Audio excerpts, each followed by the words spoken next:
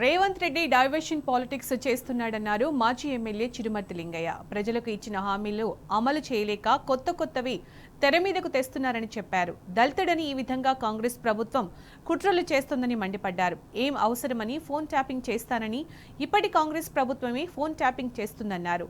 తాము విచారణకు సిద్ధమని అనవసరంగా తనపై బట్టకాల్చి మీదేస్తున్నారని చెప్పారు.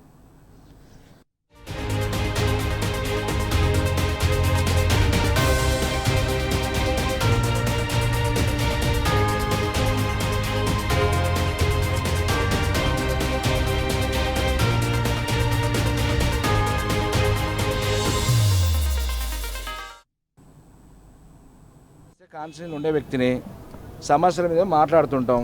అంత మాత్రమే ప్రభుత్వం నోటీస్ దేనికి ఇచ్చారని నోటీస్ నాకేం సంబంధం? నేను పోలీసు డిపార్ట్మెంట్లో పనిచేస్తున్నా, ప్రజా జీవితంలో పనిచేస్తున్నా. నేను ప్రజా జీవితంలో పనిచేస్తున్నా. అది పోలీసులు ఫోన్ టైప్ అంటే పోలీసులు అవసరం బట్టి వాళ్ళు చేసుకుంటారు. దాంట్లో నా పాత్ర ఏముంటుంది? సంబంధం విషయం కదా మనకి.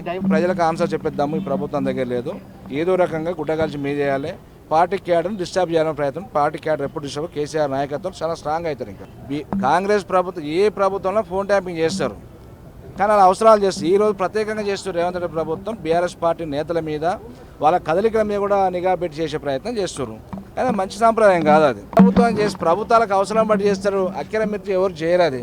కాకపోతే ఈ ప్రభుత్వం రేవంత్ రెడ్డి ప్రభుత్వం కొత్తగా వచ్చిన సందర్భంగానే గుడ్డగాల్చి మీద చేయాలి. కేసీఆర్ గారిని ఏ రకంగా బదనాలు చేయాలి, కేటీఆర్ ఏ రకంగా బదనాలు చేయాలి. బీఆర్ఎస్ పార్టీ శ్రేణులు అంటూ ఇక ఏం నిమిత్తం మాత్రం కూర్చోవాలి, ప్రభుత్వం నిలదీయవద్దు, ఎండగట్టవద్దు అనే పద్ధతిలో ఈ రకమైన ఎజెండా పెట్టుకుని ప్రయత్నం చేస్తున్నాం. ఇప్పుడు నేను పొద్దున్న లేస్తే